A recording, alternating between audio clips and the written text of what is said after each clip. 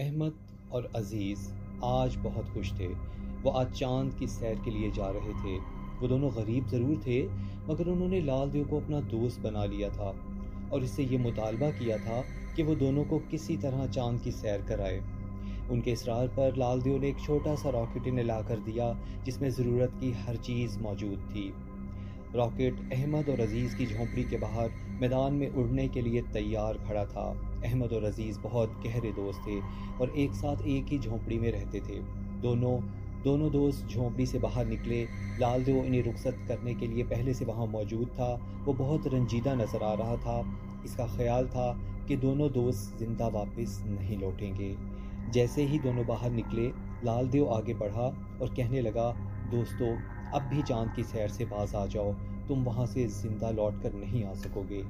احمد مسکرا کر بولا، ارے دیو، تم تو یوں ہی ڈر رہے ہو، ہم لوگ تو اور 10 یا 9 مہینوں میں واپس آ جائیں گے۔ خیر، جیسے تمہاری مرضی، میں نے اپنا فرض ادا کر دیا، اب یہ تم پر ہے کہ تم میری بات مانو یا نہ مانو، لال دیو نے انہیں کہا۔ دونوں دوست چھوٹے سے راکٹ میں بیٹھ گئے اور راکٹ سٹارٹ کر دیا۔ راکٹ نے ایک جھٹکے کے ساتھ زمین چھوڑی اور تیزی سے اوپر اٹھنا شروع کر دیا۔ انہوں نے نیچے کی طرف دیکھا تو وہاں لال دیو کھڑا ہاتھ ہلا ہلا کر انہیں الوداع کہہ رہا تھا۔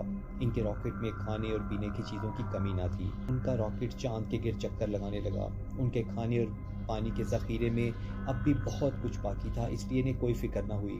انہوں نے راکٹ چاند پر اتار لیا اور چاند کا خاص لباس پہن کر وہ چاند پر اتر آئے۔ وہ تھوڑی دور ہی چلے ہوں گے کہ انہیں عجیب طرز کے آدمی نظر آئے۔ ان کے ہاتھ پیلے تھے اور جسم موٹا۔ جیسے ہی دونوں نے عجیب مخلوق کو دیکھا، انہوں نے بھاگنا شروع کر دیا۔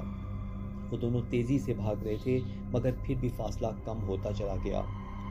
آخر انہوں نے فیصلہ کیا کہ وہ کہیں چھپ جائیں۔ انہیں چند پہاڑ نظر آئے۔ انہوں نے آؤ دیکھا نہ تاؤ فوراً پہاڑ میں گھس گئے۔ پہاڑوں کے بیچ ایک غار تھا۔ دونوں نے غار میں پناہ لی۔ فوراً ہی عجیب مخلوق بھی وہاں سے گزری۔ دونوں نے سکون کا سانس لیا۔ تھوڑی دیر بعد عجیب مخلوق پھر واپس وہاں سے گزری۔ اس وقت انہوں نے دیکھا کہ عجیب مخلوق کے ہاتھ میں کوئی ہتھیار نہ تھا اور ان کے پاس شعاعی پستول تھے، یعنی لیزر پسٹلز۔ دونوں عجیب مخلوق کے سامنے آ گئے۔ ان کے ہاتھوں میں پستول تھے۔ جیسے ہی انہوں نے پستول کا ٹریگر دبانا چاہا، ان میں سے ایک چلا کر انہی کی زبان میں بولا، نہیں نہیں، ہمیں نہیں مارنا۔ دونوں حیران ہوئے بغیر نہ رہ سکے۔ اس وقت انہیں معلوم ہوا کہ عجیب مخلوق اور ان کی زبان ایک ہی ہے۔ انہوں نے دوستی کے لیے ہاتھ بڑھایا۔ عجیب مخلوق بھی مان گئی، کیونکہ ان کے پاس مقابلے کا کوئی ہتھیار نہ تھا۔ انہوں نے چاند کی سیر میں عجیب مخلوق سے بڑی مدد حاصل کی۔ انہوں نے چاند پر عجیب چیزیں دیکھیں، مثلاً چاند کے پتھر، چاند کے عجیب پہاڑ، چاند کی لمبی لمبی غاریں، چاند کی گہری سرنگیں، چاند کی عجیب جڑی بوٹیاں، جن میں ایسی بھی تھیں جن کو کھاتے تھے انسان سو جاتے تھے، ایسی بھی تھیں جن سے کھانسی ختم ہو جائے، ایسی بھی تھیں جن سے بخار چلا جائے۔ غرض ہر قسم کی جڑی بوٹیاں چاند پر تھیں۔ سب سے عجیب جڑی بوٹی جو انہوں نے دیکھی، وہ برف کو پگھلنے نہیں دیتی تھی، یعنی اسے اگر برف کے اوپر رکھ دیا جائے یا برف میں ملا دیا جائے یا کسی قسم کے مریض کو کھلا دیا جائے تو وہ مریض فوراً ٹھیک ہو جائے۔ دونوں نے مختلف قسم کی جڑی بوٹیاں ایک بڑے تھیلے میں جمع کی اور اسے راکٹ میں چھپا دیا۔ چاند پر کھمبیاں بھی انہوں نے دیکھیں، یعنی مشرومز، جن کو سانپ کی چھتری بھی کہا جاتا ہے۔ کچھ کھمبیاں بہت بڑی بڑی تھیں اور کچھ بالکل چھوٹی چھوٹی۔ غرض انہوں نے جی بھر کر چاند پر کھایا پیا، چاند کی سیر کی۔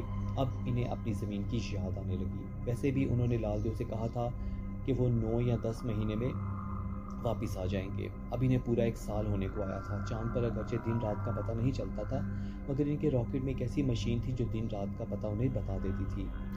آخر انہوں نے عجیب مخلوق سے اجازت مانگی۔ احمد نے راکٹ سٹارٹ کیا، مگر وہ سٹارٹ نہ ہوا۔ اس نے پوری سپیڈ کے ساتھ راکٹ سٹارٹ کیا۔ راکٹ اچانک اوپر اٹھا اور ایک چٹان کے ساتھ ٹکرا کر پاش پاش ہو گیا۔ اسی وقت احمد نے چیخ ماری اور اٹھ کر بیٹھ گیا۔